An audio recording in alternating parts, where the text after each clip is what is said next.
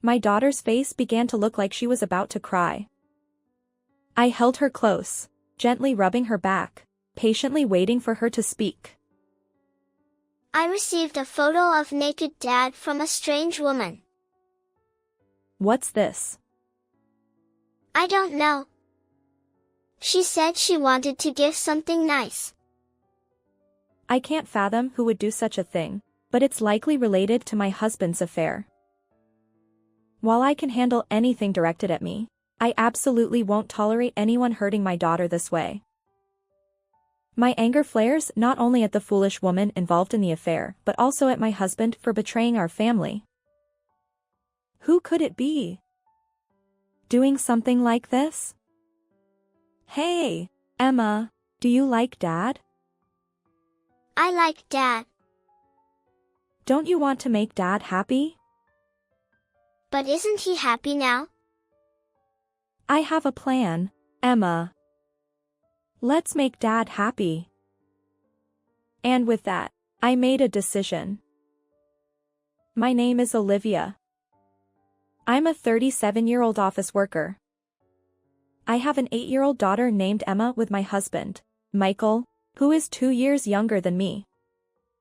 Since graduating, I've been working at the same company, except for maternity and childcare leave.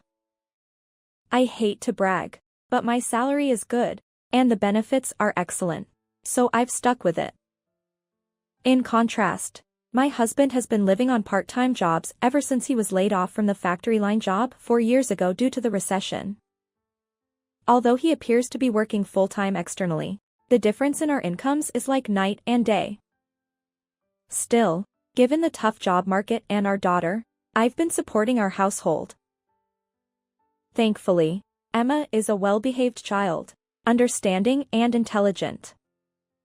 While my husband does his share of housework, he occasionally goes out for a change of pace. I didn't pay much attention to where he went, assuming it was just hanging out with his unreliable friends. I thought that my husband needed a break. Emma rarely throws tantrums and excels in school even without extracurricular activities. She's a healthy, well-adjusted child. But one day, she came home half crying, and that's where it all began. That day, I happened to leave work early for an errand at the municipal office, so I arrived home before my daughter did. Emma, why are you crying? I'm not crying. But something's bothering you, isn't it? Your face looks like you're about to cry. Since my daughter rarely sheds tears, I felt concerned. Did you have a fight with a friend? Or did someone treat you unkindly? Maybe you got scolded by a teacher? I was relieved that I had come home early on this particular day. Would you like to talk to Mom? No, I'm okay. But you don't seem okay. I'll ask Dad.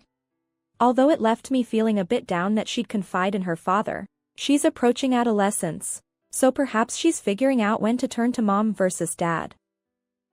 I decided not to press her further and resolved to ask my husband later about what had happened. That evening, when it was already late, I confirmed that my daughter had gone to her bedroom and decided to discuss the matter with my husband. Hey, Michael, did Emma say anything? What do you mean? She came home today with a face that looked like she was about to cry. She said she wanted to talk to Dad, so I thought she might have told you something. I haven't heard anything, is that so? I'm worried. If you find out anything, let me know secretly. Sure, I will. It seemed that our daughter hadn't talked to him yet. My husband is honest by nature, so if she had confided in him, his eyes would have given it away. I was concerned about Emma, but I tried to remain optimistic, thinking that we'd eventually find out. The following Saturday, my husband went out for his usual a change of pace.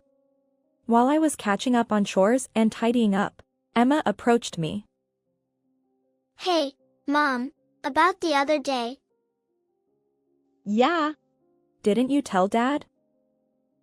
I hesitated, but I decided to tell you. What's wrong?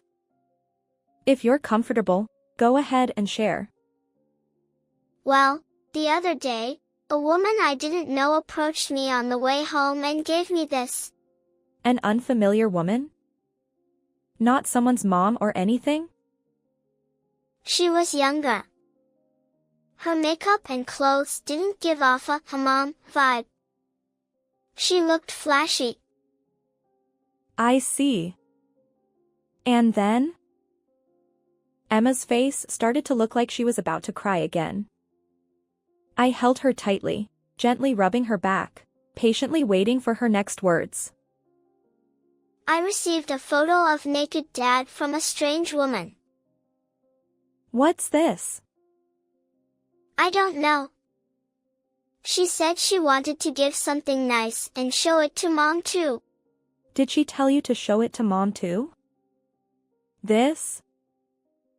I can't fathom who would do such a thing, but it's likely related to my husband's affair.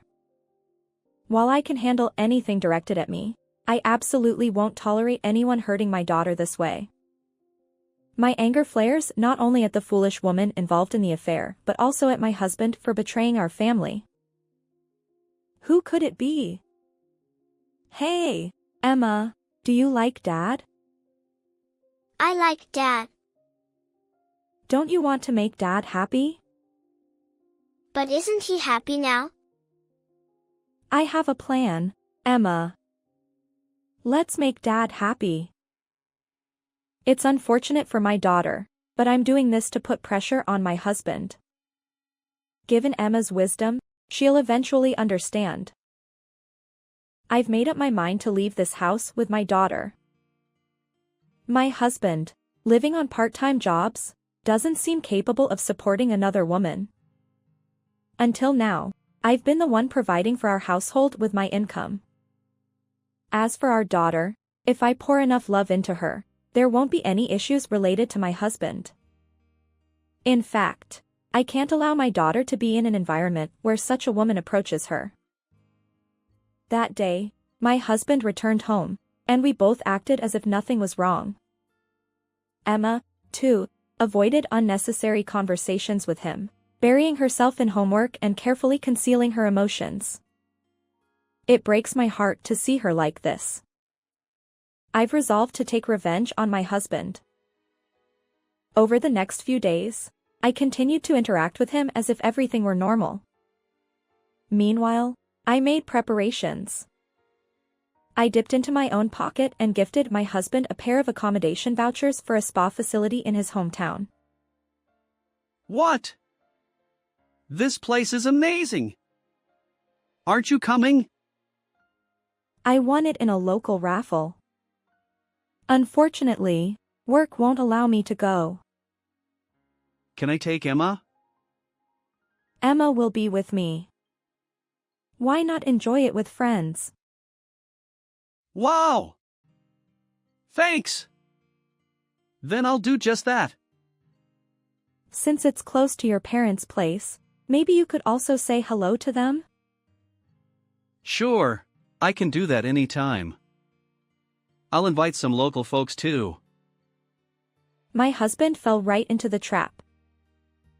While I can usually see through my husband's lies, it's disappointing that I didn't catch this affair. However, this time it was quite obvious. I'm certain he won't visit his parents or invite local friends. He'll be going with that woman. He had shifty eyes. Since you have the opportunity, why not take about a week off and relax with your friends? Really? Is that okay? You've been helping with household chores regularly. It's a gesture of gratitude. I feel a bit bad, but I'll take you up on that offer. He's grinning uncontrollably. I've decided to use this week for something important. And that something is. After bidding farewell to my husband over the weekend, I hurriedly packed our belongings with my daughter and began preparations for moving. The truth is, I've been keeping a substantial amount of savings secret from my husband. I didn't want to discourage him from finding a job by revealing this money, especially given his part-time work situation. With that money as a starting point, I've been quietly searching for a new home. For now, my daughter and I will move there. We'll leave our current house within 3 days and settle into the new place. To ensure my daughter's school remains unchanged, I found a property right on the edge of the school district. Despite her initial fondness for Dad, my daughter has become a bit emotionally unstable. It's a sudden change. She now wears a discontented expression and lacks her usual energy. After the move, my daughter seemed pitiable. Even after a month, there was no contact from my husband. I decided to visit our old home to check on him. I briefly considered giving him a pep talk and encouraging him to come back home if he seemed down. However, what I witnessed was utterly shocking. The outside was dimly lit, and I could see into the house through the window. There, my husband was living with that flashy woman. I was shocked and returned to the apartment where my daughter was without doing anything that day. After contemplating for a few more days, I decided to tell my daughter everything. Emma, we need to talk. About what? Why do you think we moved? Because Mom doesn't like Dad anymore? No, it's the opposite. Can't you both get along? Tears welled up in my eyes. It's cruel to make my daughter say such things. Despite her tears, she firmly declared that she disliked Dad because she also disliked that woman. One Sunday, I rang the doorbell of our former home alone. The flashy woman, as if she were the lady of the house, boldly peered out from the front door. I handed her a letter and silently turned away. As I rounded the corner, I stole a glance back at her. She seemed bewildered but was reading the letter.